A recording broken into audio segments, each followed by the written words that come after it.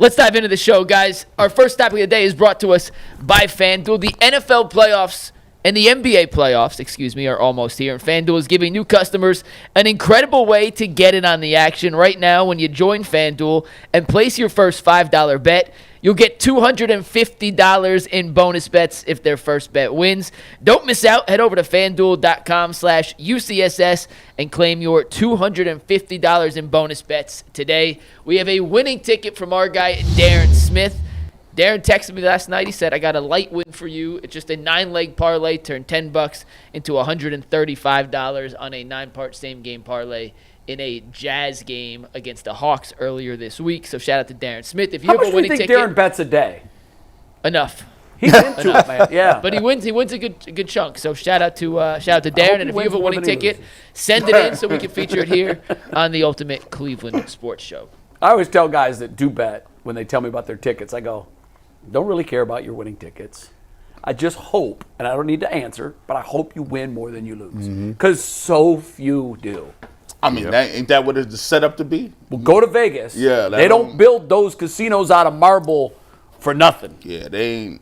They get a lot of money from us. Yeah. The suckers. The one assist Darius Darling didn't get, the one rebound Evan Mobley somehow didn't pull down, cost you $3,500. You're like, man, it's only $20 though, Jason. Till you see that ledger. Those $20 add up. Ledger hit you. Yeah. That's why I ask. I wonder how many. Like, if he just did a 9-leg on that game, does he do a 9-leg on every single NBA game? I don't know, but you can bet now on where Shedeur Sanders is going to get drafted, and that's where we are starting today's Ultimate Cleveland Sports Show. Those odds have plummeted, by the way. They have, he's now the over-under on where Shedeur will get drafted. Draft position is 8.5. I saw 10 somewhere. Maybe it's the different draft books. And it probably is, but I saw that Saturday that he was 10. But after his pro day, there were a lot of mixed reviews coming out of Colorado. Some experts said it was impressive. Ian Rappaport went on and said he dismissed a lot of the concerns scouts would have with his arm strength. Todd McShay came on and said... How did he dismiss those concerns, by the way? Because Ian says what he's told to say. Yeah, I mean, he's a robot who's Shedeur's agent likely gave Ian a nugget. And that's more Ian than Shedeur. Like, Ian just says whatever he's told to say, period. Right, yeah. So you can't pay any attention. I automatically Todd McShay, who was there, said he thought it left a lot to be desired. It didn't do anything to close the gap or stop the momentum of Jackson Dart supplanting Shedeur as potentially the second quarterback taken in this draft. There was the whole pat the ball dilemma and back and forth that got NFL players like Darius Slayton and Micah Parsons arguing whether or not that's a telltale sign to help the offense or the defense. G, I want to ask this question. We can parse out any part of the pro day you want in the context of this question. But what is it about Shedeur Sanders that makes him such a hard quarterback evaluation? Because what makes it such a hard quarterback evaluation is it's not about just his evaluation. Like, there are people who, if he was just, that's why they say if he was just a regular guy, would he be where he's at? And when you ask that question, you've already said, like, okay, well, he's different because of what? His father is Deion Sanders. There's a lot of people who would look at him and they compare his athleticism to Deion Sanders, which is crazy because he's a quarterback and Deion is the best. Nobody is the athlete Deion Sanders is. None. You look at it, people, you throw names around. Tom Brady really likes him a lot. So you got these huge names, not to mention Colorado was a lightning rod when it comes to the first people to have NIL. They were a lightning rod in terms of the way Deion went out and really went after guys in the transfer portal. He really embraced it. You got these two guys who got a lot of hype, both of them, Travis Hunter, as well as Shedeur Sanders. And so when you get all of that involved, you're going to have some people that say, he's pretty good, and some people going to say, I don't like that. For the hype that they get, for all of the stuff that they get, he's not that good. So, you're going to have some people that want to build him up, and you're going to have some people that are going to take some of this stuff away from him. And that's just the way the game goes. Now, for me, I look at it in terms of this. I look at people always talk about the concepts of is it just this draft class? And I just put a video out over the weekend on the barbershop, and it talked about how Shedeur is covered and how other people are covered. Now, if I go back and I not look at last year, I go back to the 2022 draft, right? And people talk about Todd McShay, right? Todd McShay in 2022 had 5 first-round quarterbacks going. He said 3 were locks. Now, if you don't know what the 2022 draft was, go back and look at it. It was known as one of the worst draft classes ex-quarterback as it's ever been. He had Kenny Pickett going first round. He had Malik Willis going first round. He had Matt Corral going first round. He had Desmond Ridder going first round. And he had Sam Howell with a first round grade. So for people like myself, I'm looking at the tape and I said, so hold on, you had all of these, 3 of them dudes is working at the Walmart right now. I said, you had a first round grade on all of them? Shedeur Sanders has to have a first round grade. I don't know what they're looking at. Zach Wilson had a first overall grade. My thing is this. I think there's a lot of things that muddy the waters because he is who he is. I think a lot of people really still don't like the fact that there was word that Prime was not going to let his son play certain places. And I'm just going to be honest with you. People don't like that. People don't want you to be out here talking about where you're not going to go. They want you to respect the process, especially if they're a part of the process that they get paid on, and that's their role, that's their wheelhouse. I think sometimes when people have like him with the name, they go there looking for a reason to validate either or whatever they want to hear. Some people will say he was throwing moon balls. Some people say he had good touch on the deep ball. Some people say I wanted him to throw the ball intermediately over the field, see his arm strength. Some people said I like the fact that he worked the process and got warm, throwing short routes to get open. My thing is this: I've always stood on business when it comes to this. He's played for 4 years. The tape is there. There's no way Jackson Dart is better than him. It just is what it is. He's never been a better prospect than him. He's not better than him. He played on a better team. So when you say Jackson Dart is catching somebody, how? When? Doing what? Where did Jackson start? I don't even know. Did he start his career there? Or did he at USC. SC. He was like a 5-star. So he was a better prospect than he was a Shedeur better Sanders. prospect. But he ain't never played better than him. No, but you said he was never a better prospect. He was absolutely a better what prospect. I'm saying is he's never been a better player than Shedeur Sanders. Well, I think that's where this argument gets so confusing, is because there were a lot of times, and this happens every draft. To answer the question, it's the position and it's his name. I mean, when was Josh Allen ever better than Baker Mayfield? Well, I was just going to go there. Yeah. I was absolutely going to go to the Josh Allen Baker Mayfield draft. Now, if you go back and you read the experts' clips, and I did this on Baker Mayfield and Josh Allen, it reads like a comedy now. What you mean? I had that on the barbershop too. Well, on PFF they said but Josh Allen Josh Allen's ceiling was a poor man's Baker Mayfield. Yes. Now the reason I bring that up is because the answer to this question, why is it so hard? Number one, the position. It's the hardest position in sports to play.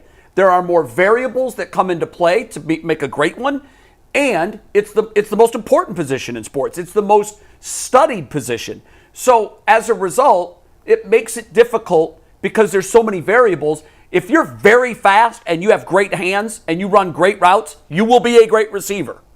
I can tell you that if you have great processing and large hands and a strong arm, you're not going to be a great quarterback. There's 12 other things you need, 20 other things, 100 other things. And the reason I say go back and pick the year, I don't care what year it is. You chose 22, I'll give you Baker Mayfield's, I'll give you any year. Ryan Leaf, Peyton Manning, one of the great all-time examples. The community was 50-50 split. They literally did not know who was going to have the better career. One of them infamously imploded. The other one went on to become one of the all-time greats ever to play the position. But those that judged that position were split. There was no consensus. This year, I honestly think that, and to McShay said, I'm not making an excuse for Todd because he's a friend and a co-worker one time. You've got to give 5 quarterbacks first-round grades. You're not giving them grades based on other quarterbacks. Other players, because every year there's going to be 4 to 6 quarterbacks drafted. So you pretty much have to assign 5 of them first-round grades. And it's likely the 5 highest-rated quarterbacks that he had. You know what I'm saying? I don't think we're getting to 5 this year. I don't think we're getting to 4 this year. I still think we're going to get more than people think. I do think we'll get to 4. We might. I think we'll get to 4. And so that also weighs into the position. Why? It's the most overreached position because it's the most important. That's a fact. Yeah. And so what happens when you overreach, you miss a lot. If this were last year's draft, it's all timing. The league hasn't changed. The league that these guys are coming into is the exact same league that last year's class came into. Mm-hmm. So if you start filing this year's quarterbacks in with last year, they're obviously not first rounders. None of them. Maybe there might be one that slides in. I don't agree with that. Well, where are you going to put? Everybody has Sanders and Ward with lower grades than all of the quarterbacks that went last year. I don't agree with that. You don't have to agree with it. Well, I'm just saying, I look at the tape and I say, okay, J.J. McCarthy threw the ball 12 times a game. J.J. McCarthy threw the ball 12 times a game. I don't understand him. They played I don't get it. I don't either. And they just said J.J. is it. Now listen, Bo Nix played a lot of football. Bo Nix is 36 right now. Y'all didn't know. No, but hey, listen, he played a lot of football until he got to a point where he had a tremendous last year. But if I'm looking at, so did Dorian Thompson-Robinson. If I'm looking at Bo Nix and I'm looking at Shedeur Sanders, I don't see no room between them. They're the same person. The grades that I'm seeing are vastly different. To me, they're the same person. Like, to me, I look at it like this. It all depends. A lot of it has to do with where you go. It's who takes you. And isn't it also when you're drafted? Listen, it's where you go. It's the system you go to. If these guys were coming out last year... The Bo Nix did very well because he had an offensive-minded coach, knew he wanted him, knew what his strengths were, played to those strengths, and put him in a really great position. If Bo Nix goes to the Indianapolis Colts... Or the Cleveland Browns. Or the Browns... listen, he's not going to have the same season. Yeah, I'll give you that's very important. And think about it. People swing and miss. Like, would I rather take Anthony Richardson high or Shedeur Sanders? I wouldn't take either one of them. It's just me. But that's where we are. When you need a quarterback, and when you have to have one, you're desperate. You have to take them. You have to. I disagree with that. What if it's the wrong player? But what if you wait forever for the right player? Yeah, but the right player's not there now. So maximize the pick you have now with someone that you know is a fit for what you do. So here's the thing. So next year, if you extrapolate this out, and you say, okay, well, next year I'll look for it. I'll ask people, all the same people, the same question. Say, for instance, you guys take Abdul Carter, right? Yeah. Say we take Abdul Carter at 2, and we get a retrade quarterback, whatever, Kirk Cousins, whoever you want. Browns win 5 games, right? Next year, the top prospects on your list are defensive ends or defensive tackles, right, or something else. Do you keep the same energy? Well, will you then say, all right, well, I got to take the best player. I took Abdul Carter. There's a valuable element missing from your scenario. Okay. The element missing is what's at quarterback. They still don't have any. Well, so say for instance, they are not in a position. Say they're not drafting 2. Say they're drafting 8, 9. Oh no, I'm not talking about what's at quarterback for the Browns. I'm talking about what's at quarterback in the draft. That's what I'm talking about. If you're drafting at 8 or 9. And the best guys left on the board when you're drafting happen to be defensive tackles or non-quarterback positions. Yeah. What do you do? Okay, it's the same thing you do this year. You analyze all of the information, not just the position that you need, but also the pool of players that are available at that position. Top 3 quarterbacks go in the first 5 picks. So you trade up. Yeah, you move up. You trade your future capitals like they did for Deshaun, and you move up. I agree with that. So, okay. But teams do it every year. Well, here's the thing. It didn't happen. It don't happen with Peyton Manning. It didn't happen with Andrew Luck. What didn't happen? What do you mean? When teams have that type of player, when the consensus. Yes, the number one guy. Yes, if a team needs a quarterback and there's a number one guy that clearly says they're not trading him. No, yeah. But there's other guys. So okay, you get to so we're back to the RG3 conversation. There's 2 quarterbacks. They traded how many picks for RG3? 3, 4? First-round picks? Honestly, I don't even remember. It was 3 first-round picks for RG3. My thing is, all I'm saying in this long roundabout way is, there is no right way or perfect time to take a quarterback. I'll agree with that. It comes down to the team's evaluation of the guy. That's it. Yeah. If you don't do they like him? That's why I don't understand the idea that they can trade back up and get Shedeur, because I'm like, well, guys, then they would just take him at 2. If they like him that much, they'll just take him at 2. Yeah. It doesn't make any sense to me you take the element to trade of risk back out. up to trade back up to 13 or whatever magic number it is to go up and get Shedeur. I'm like, well, then just take him at 2 or whoever it is. Yeah. If you like him enough to trade up and get him at 10, 11, 12, 13, 14, 15, You like him enough to take him at 2. There is one other element there, though. The element is, if you could present a team a scenario where they can get Hunter and Sanders. But that's a fantasy because there's too much risk involved in another team jumping you to go get the quarterback. Here's what I say to that. We just said the quarterback's the most important hope's position. not a plan. If you like him enough to take him, to trade back up and take him, then take him at 2. And I don't think that they do. I just don't think when you talk about why is it so hard to evaluate Shedeur, to me it's because where is the elite trait that he has? I don't think that he has an elite. Agree with but that. guess what? Tom Brady didn't have elite traits either. And he turned out to be. So you can't just go off of that. But that's why I think it's so hard to evaluate him. His arm strength isn't elite. His size isn't elite. His speed isn't elite. So what his pedigree is elite. Absolutely. And that's one thing I keep going back to is he's tough as nails. He's not going to be rattled by the moment. He's accurate. But what of his physical traits can you hang your head on and say, like Josh Allen had monster size and a great arm, and teams were still passing on him because he wasn't accurate. So, yeah, it's really hard to evaluate these guys, but I just don't know that there's anything when you watch him that you say he's better at this than 99% of the league or 90, whatever number you want to put on that. He's not that guy. And that's why you get so much disagreement. Other teams, some teams may look at him and say, we love this, this, and this about him. We love the fact that he's tough. We love the fact that he doesn't throw interceptions. We love the fact that he can't be rattled in the moment because look where heard coming from. He's already seen and heard everything. Right.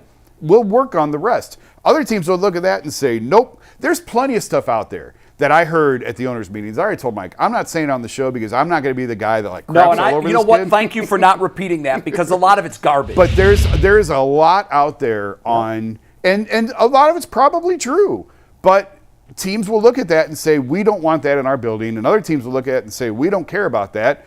We can win with them. Yeah. And it all comes down to personal preference. I reached out to Bernie because Bernie was a notorious ball tapper. Yeah. So, that was wild. I did not play. Dang, bro. Jesus. You owe Bernie an apology. Bernie, I am sorry. You got to call that man later like, yo. I wanted Bernie's thoughts on this because I saw that it became this big flashpoint over the weekend.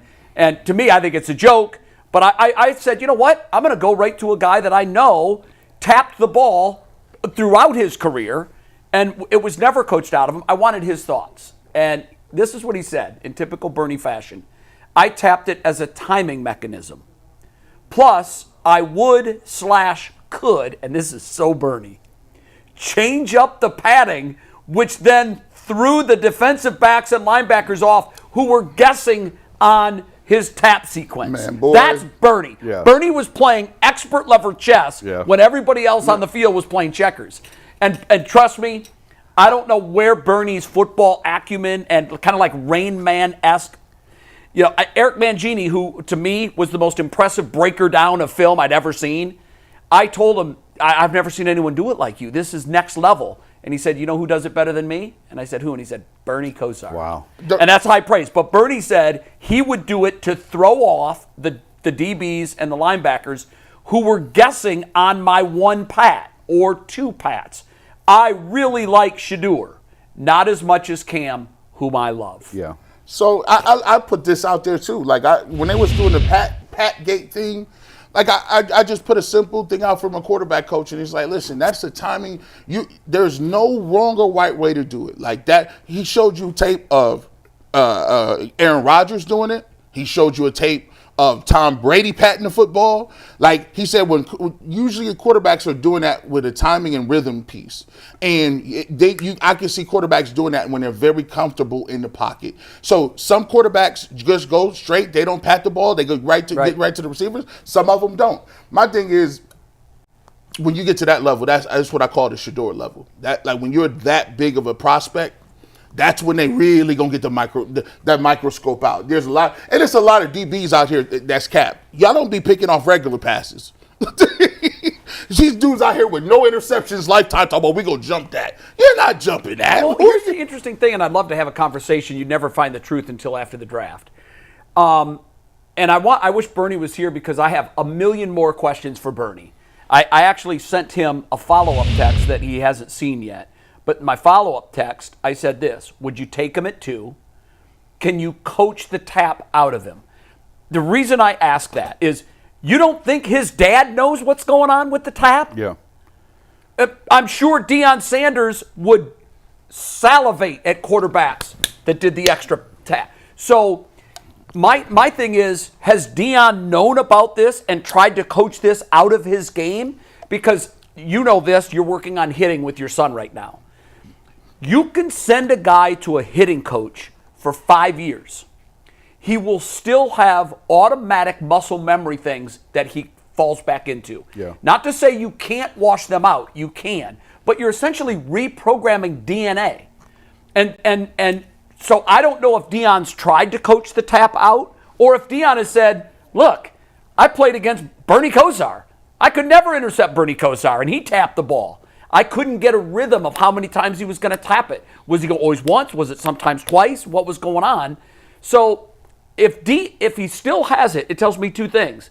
Deion's not concerned about it, or Deion tried to coach it out of him, and it couldn't be coached out of him. I'd like to know which one was most I just true. look at it like bad footwork. Are there quarterbacks who have bad footwork and still succeed? Of course. Yeah. Well, look at Bernie. And are there some quarterbacks who are ruined by the fact that they can't get their feet set and that therefore it affects their accuracy? Yes. Yeah. So it's all personal to that guy. And I mean, when NFL players are telling you that's a problem, I tend to put a little bit more credence in it. But if he can get away with it, I'm sure there's plenty of guys in the NFL who tap the ball and do just fine. But I went back and listened to it. I went back and looked at it, and one of the things that I kept going back to was this premise that we know when we see a top prospect. No.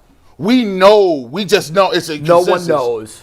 I went back and I was on the internet, and if y'all haven't checked it out, you can go watch the barbershop. I went back and I looked at Jaden Daniels. Now, right now, he's the darling of the league. Right now, they say he's one of the best rookies we'd have never seen.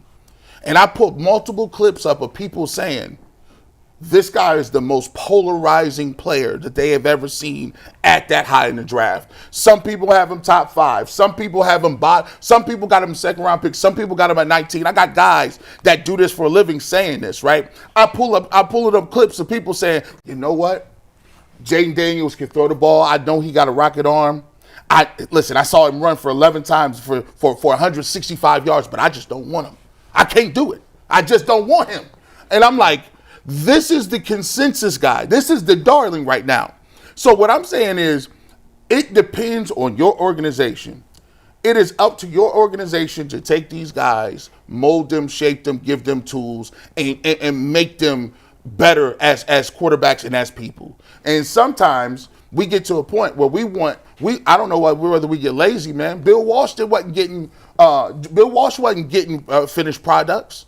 He wasn't getting finished. He was working with guys. Well, You got to work with Young some of were these. pretty good when he got them. I mean, but the truly great guys at the top of the food chain, you got to have a great coach, a great play caller, and the quarterback. And a system. And the system. A great system. And when you put it around them, that's when they become the Mahomes that we know and we can't beat. Right. That's what we need to get to. So, and like, it's all like Jason said. Listen, if they pass on Shedeur Sanders, that's their prerogative. I'm not his agent. If they pass on him, they think somebody else is better to take. Hey, fine. But here's the thing: you take who you think you can win with, and then after you do that, you got to stand on it. Yep. Now it's time to perform. Right. Whoever they want.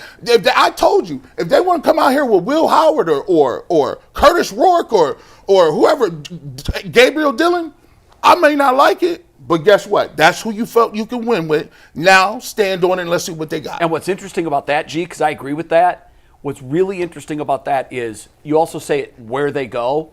This regime is back against it. Yep. Now, I know Jimmy tried to create a little bit of wiggle room when he said, hey, that was my swing and miss. It's all on me and D. Okay, that's cool. But the fans aren't going to remember that. If they draft Travis Hunter and they have another wipeout at wide receiver, bye-bye, Andrew. I don't care what happens elsewhere. If they pass on Shedeur and Shedeur goes 8 or 9 and he balls out, that's a fireable offense. Well, see, I think that's less a fireable offense. No, I think it's a and fireable here's offense. why. We've been talking about how important it is where you go.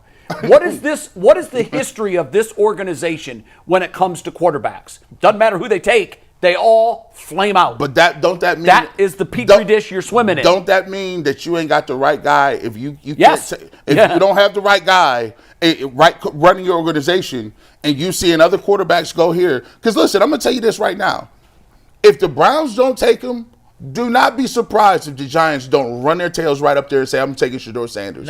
All the reports out of New York are the Giants are going to take whoever the Browns don't take it, Carter Hunter. Hey, listen, guess what? And they still got, so here's another thing. Giants, you don't got a quarterback. You got Kayvon Thibodeau and Brian Burns. You going to get another defensive end? No. Load them up. There it is. I think they're going to also. All right. Now, here's the. When the Giants won their Super Bowl, what was the strength of their team? Hey. Defensive line. But guess who they had, though? They had a couple. They had OC. I'm going back too. Matthias Kiwanuka. Hey, listen, you playoff. If you want to start naming off 2007 Giants, I'll have a day. Playoff Eli Manning was elite. He was. Like, there's no. He was a different animal. He was, but their defensive line was incredible. They were. I give it to him. Eli is the goat slayer. That man in the playoffs was elite. Manning in the playoffs. Hey, listen, but Don't you dare. Brian Dable, don't you? Hey, listen, don't come out here with Russ. I know you got Russ and Jameis. Don't come out here and get you a defensive end. They're like, what the heck? We scored 5-6 points a game. You'll be gone too, buddy. Them Giants, the Mariners don't be playing around. This ain't Cleveland. They will get rid of you in New York, bro. Do the right thing, bro. Well,